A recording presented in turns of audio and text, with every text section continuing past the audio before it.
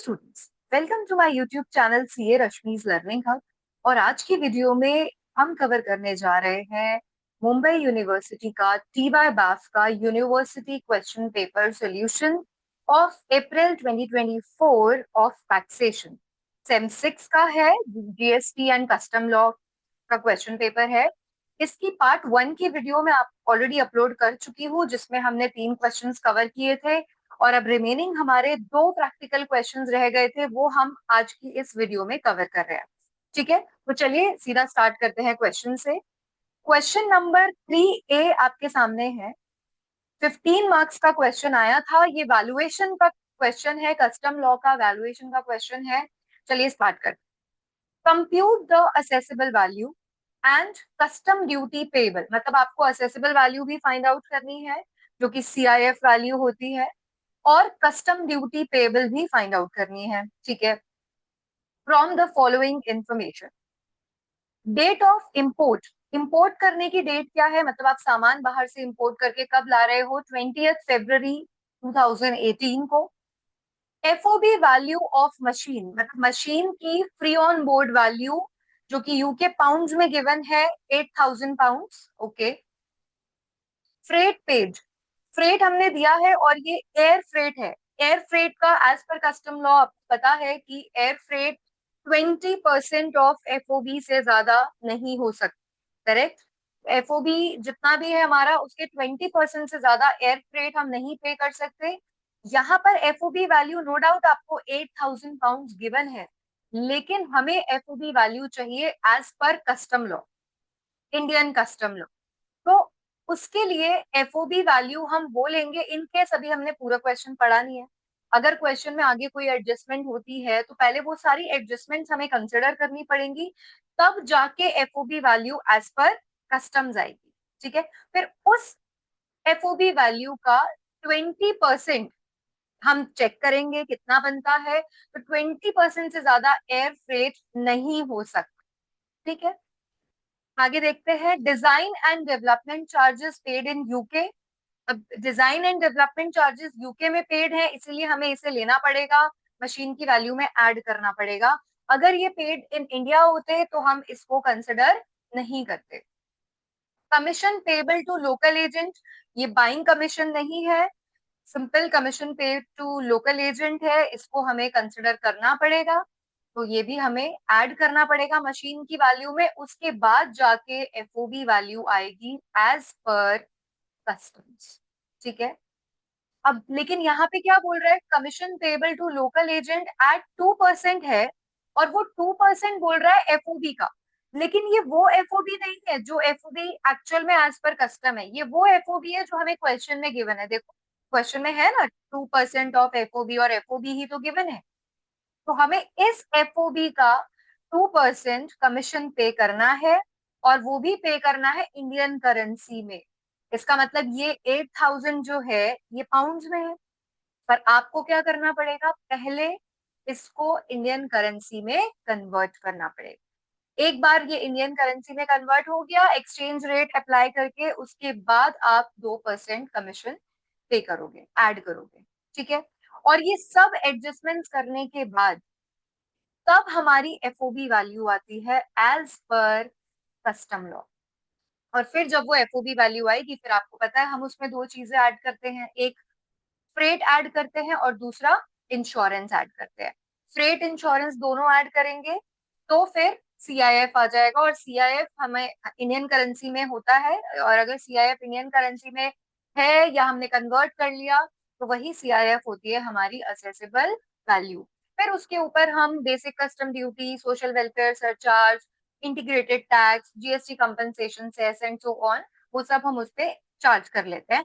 और वो मैंने पार्ट 1 की वीडियो में भी एक क्वेश्चन कराया था, जिसमें बेसिक कस्टम ड्यूटी और social welfare surcharge, integrated tax कैसे चार्ज करना है, वो मैंने आपको उसमें सॉल्व करके दिखाया था। क्वेश्चन 3B में चेक कर सकते हो पार्ट 1 की वीडियो।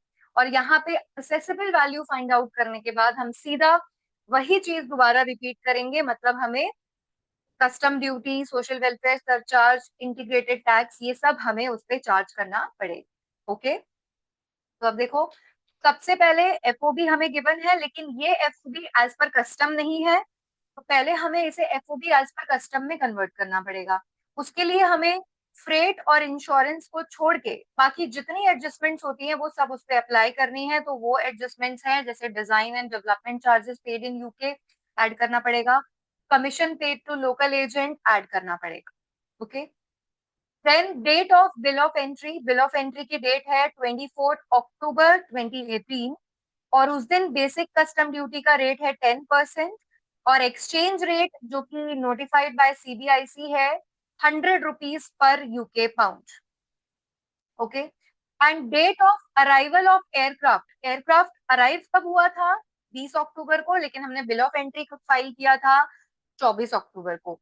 तो अराइवल ऑफ एयरक्राफ्ट था 20 अक्टूबर को, उस दिन बेसिक कस्टम ड्यूटी का रेट था 18%, exchange rate as notified by CBIC था 95 rupees per UK pound. Okay, integrated tax leviable, integrated tax मतलब आईजीएसटी कितना है? 12% है। Insurance charges actually paid but details not available, मतलब हमने इंश्योरेंस चार्जेस पे कर चुके हैं हम, लेकिन उसकी डिटेल हमें नहीं गिवन। कोई बात नहीं, डिटेल नहीं गिवन तो क्या, हमें तो पता है कि अगर इंश्योरेंस चार्जेस नहीं गिवन होते तो हम पे करते हैं 1.125% ऑफ एफओबी। अगर फ्रेट हमें नहीं गिवन होता तो हम वो पे करते 20% ऑफ एफओबी, और इंश्योरेंस चार्जेस अगर नहीं पे दिए होते क्वेश्चन में तो हम वो लेते हैं 1.125% ऑफ एफओबी। ठीक है, तो क्वेश्चन हमने पूरा रीड कर लिया। अब हम इसे स्टेप बाय स्टेप सॉल्व करते हैं। तो अगर आप इस क्वेश्चन को ध्यान से देख लोगे तो वैल्यूएशन चैप्टर आपका रिवाइज हो जाएगा, क्योंकि बहुत सारे मेजर पॉइंट्स इसमें ऑलरेडी कवर हो रहे हैं। चलिए तो स्टार्ट करते हैं क्वेश्चन।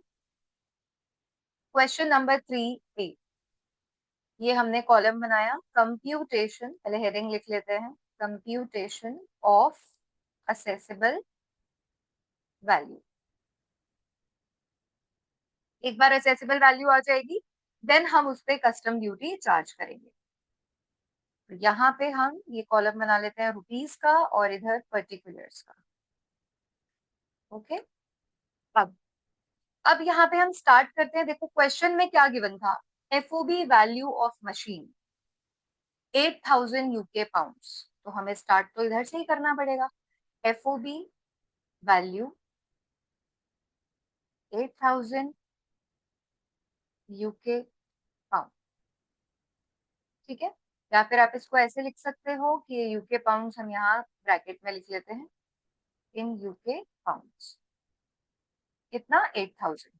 ठीक है, एफओबी वैल्यू गिवन है, लेकिन ये FOB as per custom law नहीं है। आगे freight FOB as per customs आने के बाद हम कंसिडर करते हैं design and development charges paid in UK. तो ये हमें यहाँ पे ऐड करने पड़ेंगे, डिजाइन, अगर ये पेड इंडिया में होते तो हम इसको नहीं कंसिडर करते। Design and development charges paid in UK, और ये भी है यूके पाउंड्स में। कितना है ये? 500 है। ओके, तो अभी यहाँ पे हमारी टोटल वैल्यू जो आ गई इन यूके पाउंड्स कितनी आ गई है? 8500। ओके, तो चलते हैं आगे।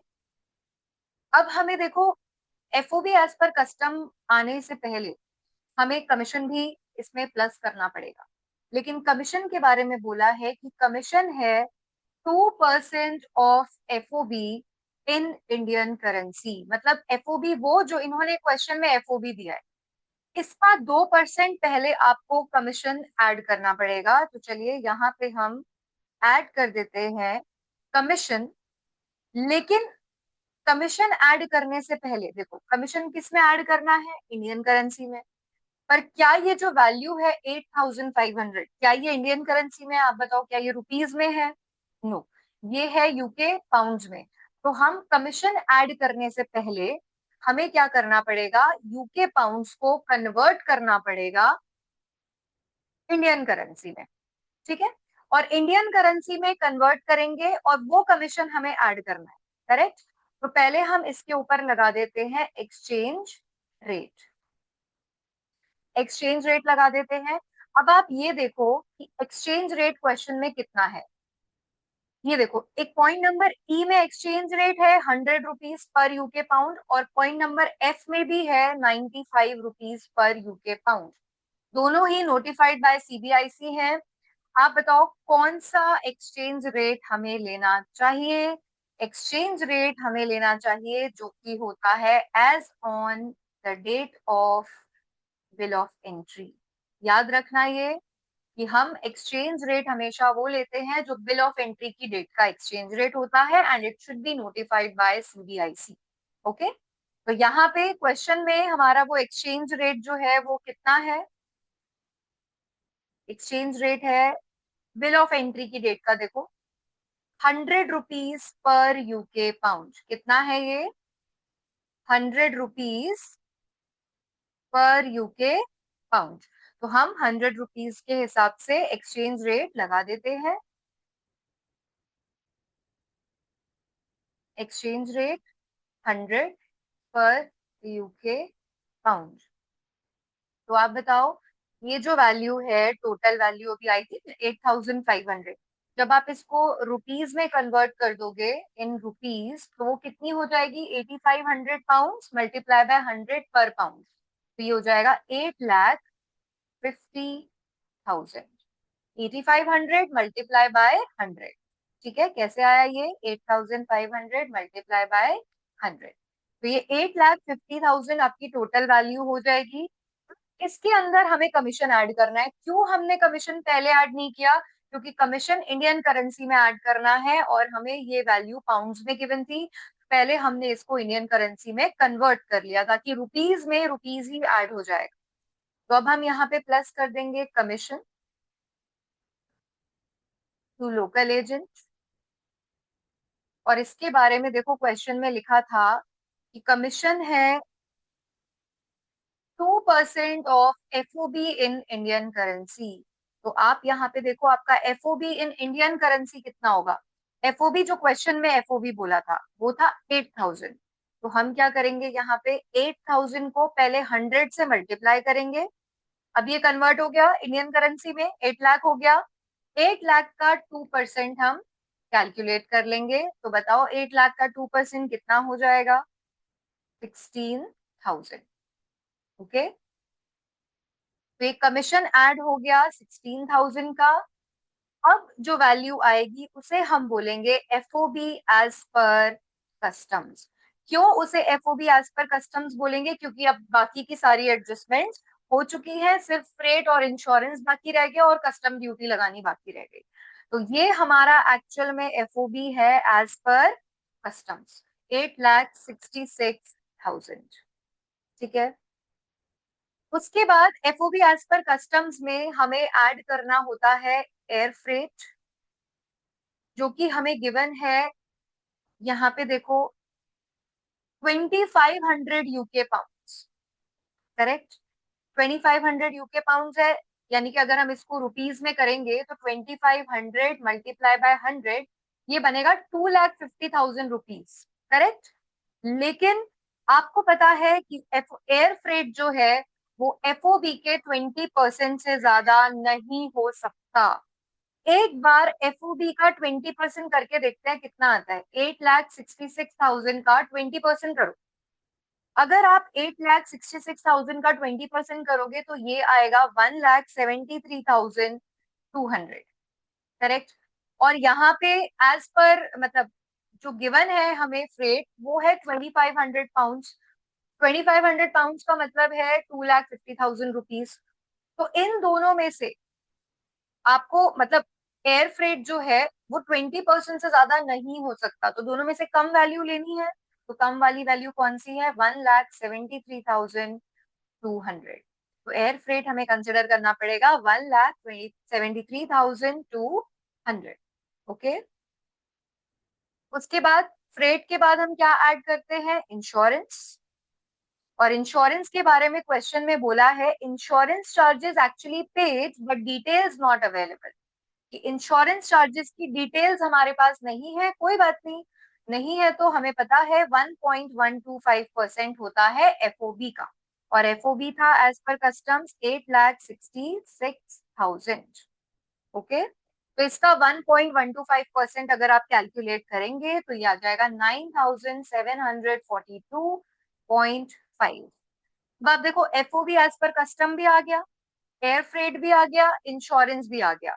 तो एफओबी, फ्रेट और इंश्योरेंस मिला के हम जानते हैं जो वैल्यू आती है उसे बोलते हैं सीआईएफ वैल्यू।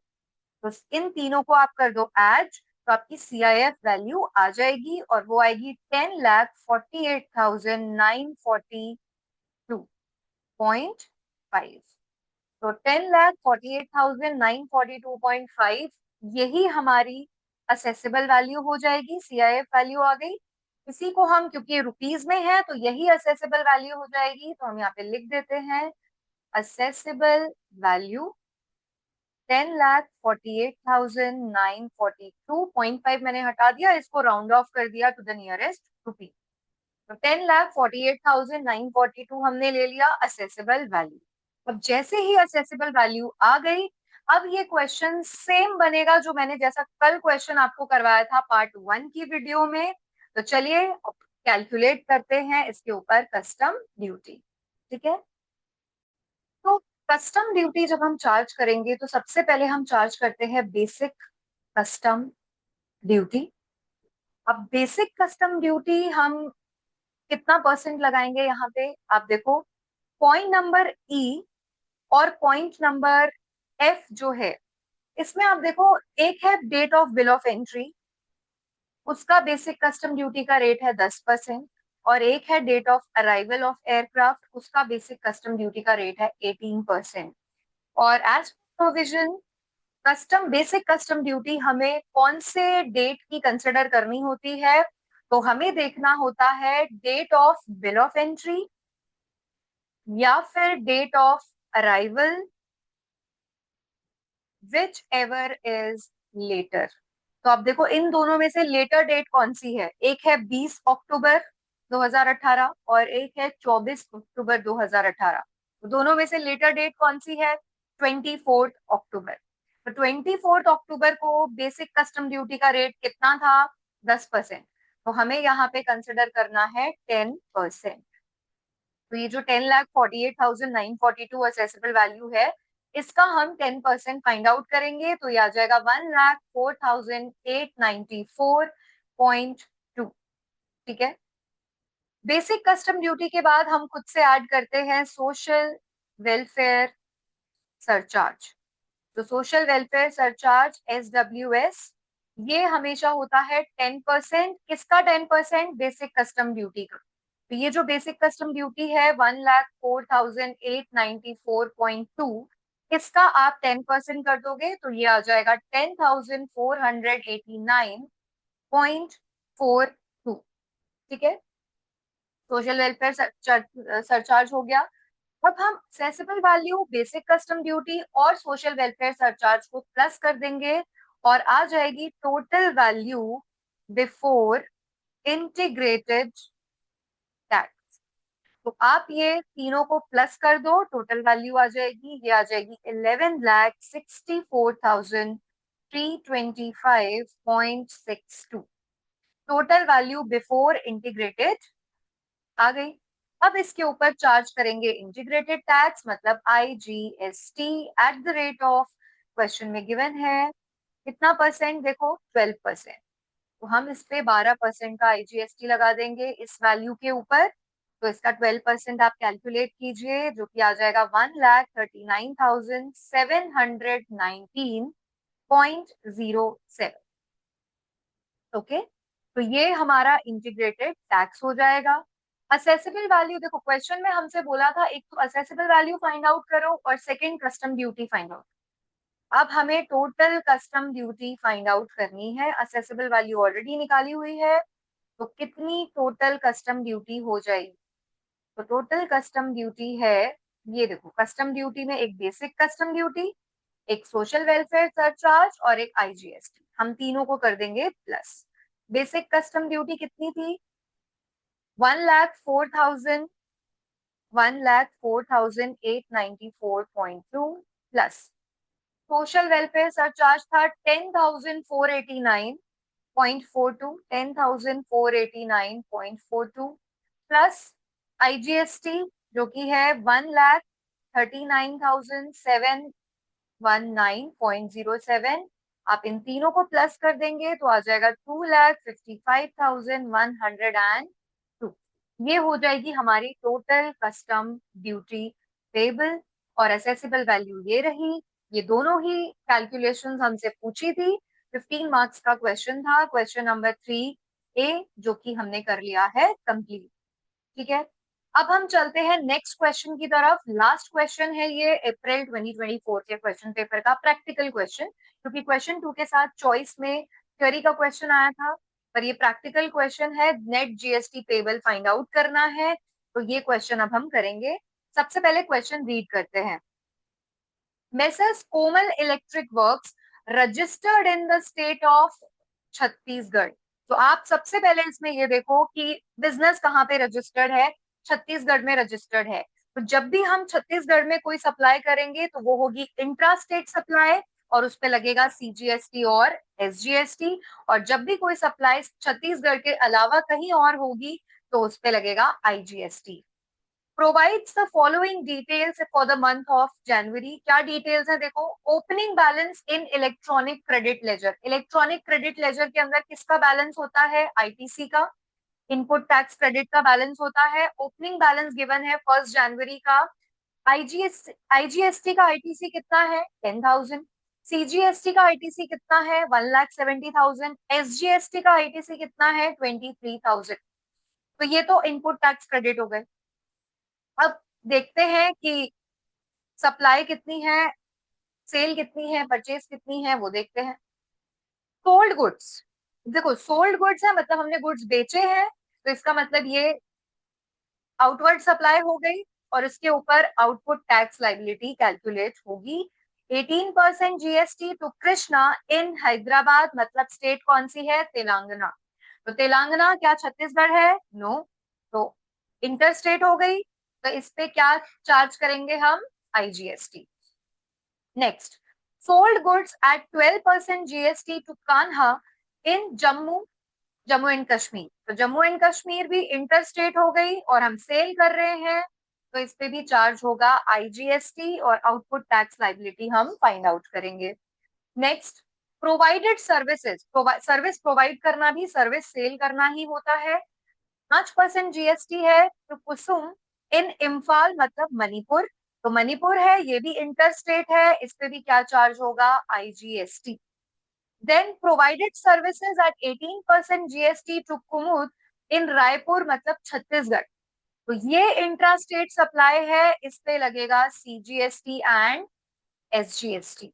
ओके, तो ये देखो, सोल्ड गुड्स, प्रोवाइडेड सर्विस, ये चारों ही आउटपुट टैक्स लाइबिलिटी हम इनके ऊपर फाइंड आउट करेंगे, क्योंकि हम यहाँ पे सेल कर रहे हैं। इसके नीचे देखो तीनों ही इनवर्ड है, inward supply, inward supply, inward supply, मतलब ये तीनों परचेज हैं। परचेज है तो इनके ऊपर हमें मिलेगा आईटीसी, हम आईटीसी क्लेम करेंगे, इनपुट टैक्स क्रेडिट क्लेम करेंगे। Inward supply at 28% GST from Jabalpur MP, MP मतलब मध्य प्रदेश, इंटर स्टेट है, इस पे आईजीएसटी का आईटीसी लगेगा, हम क्लेम करेंगे। Inward supply at 5% GST from Pali Rajasthan, Rajasthan भी छत्तीसगढ़ है, हम नहीं है, तो इस पे भी आईजीएसटी का आईटीसी क्लेम करेंगे। Inward supplies at 12% GST from Korba Chhattisgarh, ये छत्तीसगढ़ है मतलब इंट्रा स्टेट है, तो इस पे सीजीएसटी और एसजीएसटी का आईटीसी क्लेम करेंगे। तो ये हमने क्वेश्चन पूरा रीड कर लिया। अब हमें फाइंड आउट करना है कितना नेट टैक्स पेबल है, कितना जीएसटी पेबल है। 15 मार्क्स का क्वेश्चन आया है एग्जाम में। इसमें ऐसा नहीं गिवन कि ये सारी वैल्यूज इंक्लूसिव ऑफ जीएसटी है या एक्सक्लूसिव, तो इफ नथिंग इज मेंशन तो हम यही मानेंगे कि ये सब वैल्यू क्या है, एक्सक्लूसिव ऑफ जीएसटी है। तो हम इस पे net GST payable find out करते हैं। ठीक है, तो चलिए इसका सोल्यूशन अब स्टार्ट करते हैं। कर, करते हैं सोल्यूशन।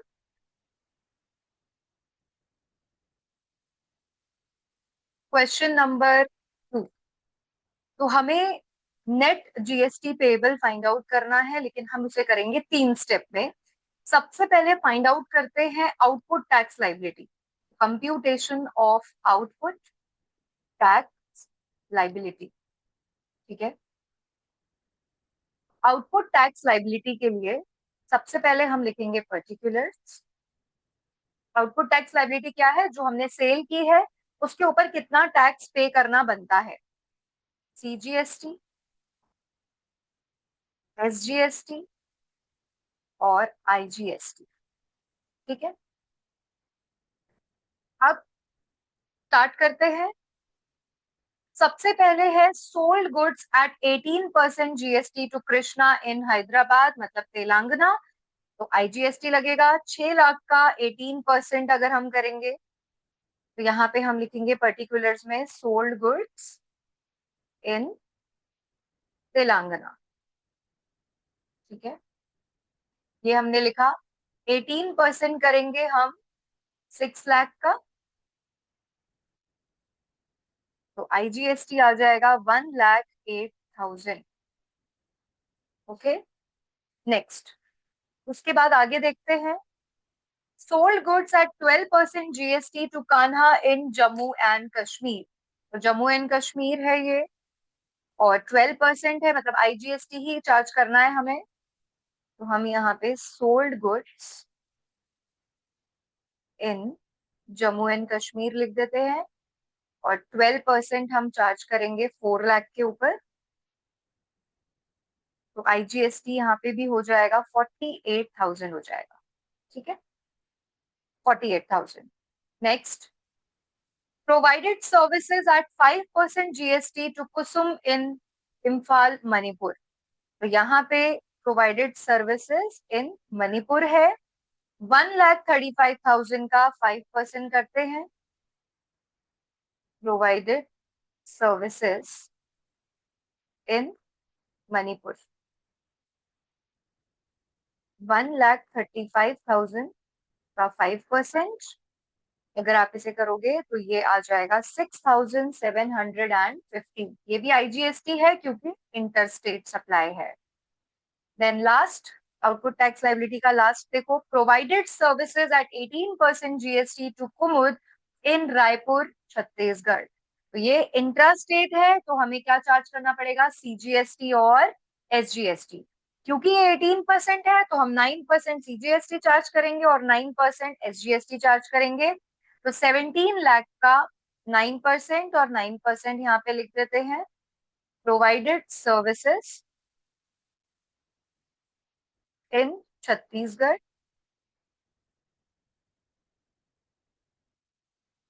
9% ऑफ 17 लाख। तो 9% सीजीएसटी में आ जाएगा, 9% एसजीएसटी में आ जाएगा, तो ये हो जाएगा 1,53,000। 1,53,000 सीजीएसटी, 1,53,000 एसजीएसटी। इसी के साथ देखो सेल हमारी सारी कंप्लीट हो गई, तो आउटपुट टैक्स लाइबिलिटी का हम कर देंगे टोटल। तो यहाँ पे हम लिखेंगे टोटल आउटपुट टैक्स लाइबिलिटी, और टोटल आउटपुट टैक्स लाइबिलिटी आ जाएगी 1,53,000। 1,53,000, और यहाँ पे हम टोटल कर देंगे इसका। तो ये 1,08,000, 48,000 और 6,750। तो ये टोटल हो जाएगा 1,62,750। तो ये हो गया step number 1, output tax liability हमने फाइंड आउट कर ली। अब नेक्स्ट हम फाइंड आउट करेंगे इनपुट टैक्स क्रेडिट। क्या फाइंड आउट करेंगे? आईटीसी। तो मैं यहाँ पे लिख देती हूँ computation of input tax credit. तो इनपुट टैक्स क्रेडिट कैसे आएगा? फिर से फॉर्मेट बना लेते हैं। Particulars CGST, SGST and IGST. अब यहाँ पे देखो आप इनपुट टैक्स क्रेडिट का एक तो ओपनिंग बैलेंस गिवन था, देखो आईजीएसटी है 10,000, सीजीएसटी है 1,70,000 और एसजीएसटी है 23,000। तो सबसे पहले ओपनिंग बैलेंस लिख देते हैं। ओपनिंग बैलेंस सीजीएसटी कितना था? 1,70,000, एसजीएसटी 23,000 और आईजीएसटी था 10,000। तो हमने ओपनिंग बैलेंस लिख दिया सबसे पहले। अब आगे चलते हैं।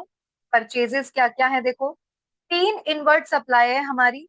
अब आपको देखना है, देखो पहला वाला एमपी में है, दूसरा राजस्थान में है, मतलब ये दोनों तो है, आईजीएसटी का आईटीसी मिलेगा क्योंकि इंटर स्टेट है।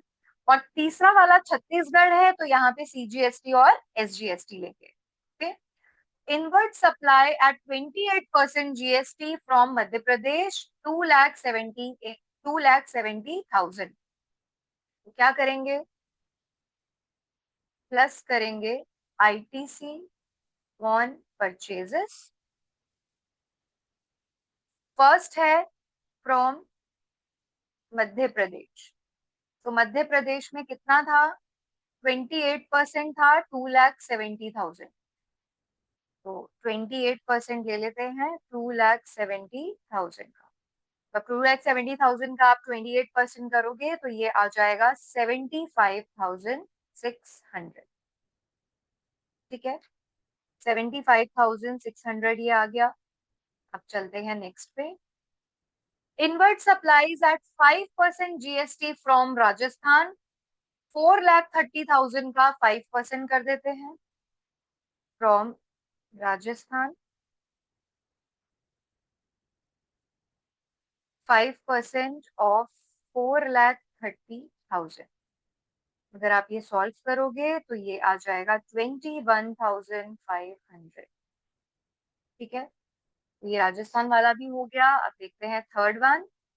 Invert supplies at 12% GST from Korba Chhattisgarh, 8,50,000। तो 8,50,000 का ये 12% है ना, तो हम आधा आधा कर देंगे, 6% सीजीएसटी, 6% एसजीएसटी।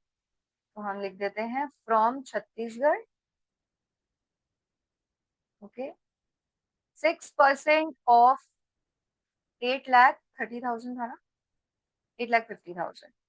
8,50,000 का 6%, तो ये हो जाएगा 51,000 का सीजीएसटी, 51,000 का एसजीएसटी का आईटीसी। जब आप इनका टोटल कर देंगे तो हमारे पास टोटल आईटीसी अवेलेबल आ जाएगा। और टोटल आईटीसी अवेलेबल कितना हो जाएगा यहाँ पे? 1,70,000 प्लस 51,000, 2,21,000 सीजीएसटी का आईटीसी, 23,000 प्लस 51,000 जो कि हो जाएगा 74,000 एसजीएसटी का आईटीसी, 10,000 प्लस 75,600 प्लस 21,500 ये हो जाएगा 1,07,100 आईजीएसटी का आईटीसी। दो स्टेप सबको समझ में आए? आउटपुट टैक्स लाइबिलिटी हमने फाइंड आउट कर लिया, इनपुट टैक्स क्रेडिट भी हमने फाइंड आउट कर लिया। अब हम फाइंड आउट करेंगे नेट जीएसटी पेबल। ठीक है, तो चलिए स्टार्ट करते हैं। Net GST payable, third step हमारा, computation of net GST payable. तो नेट जीएसटी पेबल के लिए भी पहले हम फॉर्मेट बना लेते हैं। Particulars, CGST, SGST, IGST. अब आपको पता है कि जीएसटी लॉ में ये साफ साफ मेंशन है कि जब भी आप net GST payable find out करोगे, मतलब आप आईटीसी का क्लेम कर रहे हो, तो सबसे पहले आईजीएसटी का पूरा आईटीसी आपको यूज करना है। आईजीएसटी का आईटीसी यूज हो जाएगा, उसके बाद फिर आप सीजीएसटी एसजीएसटी का आईटीसी यूज कर सकते हो। और आईजीएसटी का आईटीसी सबसे पहले आईजीएसटी की लाइबिलिटी सेट ऑफ करने के लिए काम आएगा, उसके बाद वो सीजीएसटी और एसजीएसटी के लिए भी अपना आईटीसी यूज कर सकते हैं आप।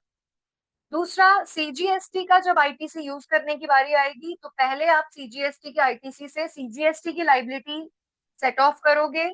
अगर एक्स्ट्रा आईटीसी बचता है तो वो सिर्फ आईजीएसटी में यूज हो सकता है लाइबिलिटी सेट ऑफ करने के लिए, एसजीएसटी में सीजीएसटी का आईटीसी यूज नहीं हो सकता।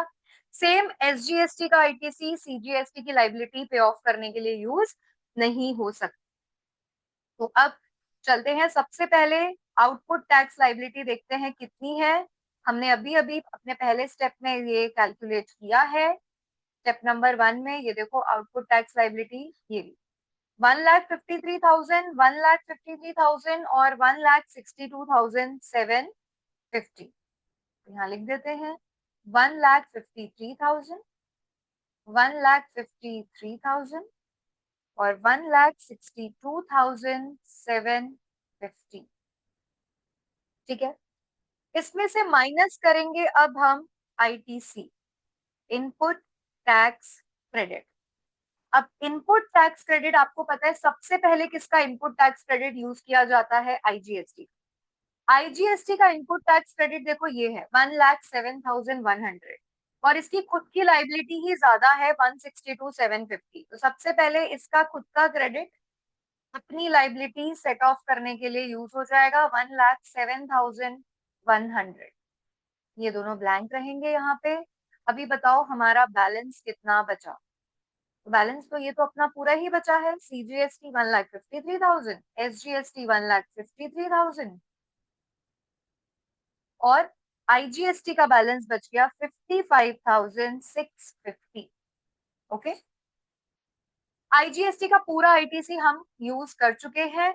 अब देखते हैं सीजीएसटी का आईटीसी कितना है। तो ये देखो सीजीएसटी का आईटीसी आपके सामने है, 2,21,000 का है। 2,21,000 में से देखो पहले तो ये अपनी लाइबिलिटी पे ऑफ करेगा ना, तो इसकी खुद की लाइबिलिटी है 1,53,000, तो ये 153 अपने लिए यूज कर लेगा। 55,650 ये आईजीएसटी को भी दे देगा और जो बाकी एक्स्ट्रा क्रेडिट इसका बचेगा वो ये आगे कैरी फॉरवर्ड करेगा, नेक्स्ट मंथ की लाइबिलिटी में काम आएगा। तो हम यहाँ पे माइनस करेंगे आईटीसी ऑफ सीजीएसटी। अब ये सीजीएसटी का आईटीसी जाएगा टुवर्ड्स सीजीएसटी, सबसे पहले 1,53,000, फिर जाएगा टुवर्ड्स आईजीएसटी 55,650। लेकिन एसजीएसटी की हेल्प ये नहीं करता, ये सिर्फ खुद की और आईजीएसटी की हेल्प करता है। तो इसीलिए यहाँ पे अब बताओ बैलेंस कितना बच गया?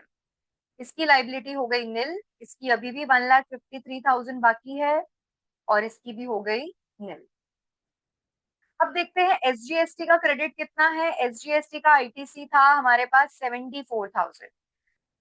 तो 74,000 का आईटीसी जो है, आईटीसी ऑफ एसजीएसटी, ये अपनी खुद की लाइबिलिटी में यूज हो जाएगा 74,000। तो इसका नेट जीएसटी पेबल अभी भी आया है, कितना जीएसटी इसको पे करना पड़ेगा? मतलब हमें एसजीएसटी पे करना पड़ेगा, सिर्फ कितना पे करना पड़ेगा? 79,000 थ्रू इलेक्ट्रॉनिक कैश लेजर। तो हम वहां पे ये हमें कैश में पे करना पड़ेगा 79,000। बाकी दोनों सीजीएसटी और आईजीएसटी हमें पे करने की जरूरत नहीं है। हाँ, सीजीएसटी का एक्सेस क्रेडिट भी बचा है हमारे पास, एक्सेस आईटीसी ऑफ सीजीएसटी जो बचा है वो आगे कैरी फॉरवर्ड हो जाएगा। और वो कितना बचा है देखो, 2,21,000 का आईटीसी था सीजीएसटी का, यहाँ पे देखो ये रहा 2,21,000 का। इसमें से 153,000 इधर यूज हो गया और 55,650 यहाँ यूज हो गया। तो इन दोनों को माइनस कर दो, 1,53,000 भी माइनस कर दो और 55,650 भी माइनस कर दो। तो ये जो बचेगा 12,350, ये एक्सेस आईटीसी बचा है सीजीएसटी का और ये नेक्स्ट मंथ की जीएसटी लाइबिलिटी पे ऑफ करने में क्लेम कर लिया जाएगा। ठीक है, तो ये था क्वेश्चन नंबर 2, 15 मार्क्स का net GST payable find out करना है। आई होप आपको ये क्वेश्चन समझ में आया। तो अगर आपको वीडियो अच्छी लगी हो तो वीडियो को लाइक जरूर कीजिए, अपने फ्रेंड्स के साथ जरूर शेयर कीजिए, उनको बहुत हेल्प मिलेगी। ये फास्ट ईयर पेपर सॉल्व कर लेंगे तो बहुत ज्यादा कॉन्फिडेंस बढ़ जाएगा और आगे आपको क्वेश्चन करने में, रिविजन करने में हेल्प होगी। ठीक है, तो कमेंट्स भी कीजिए और चैनल को सब्सक्राइब करना मत भूलिएगा। Thank you so much.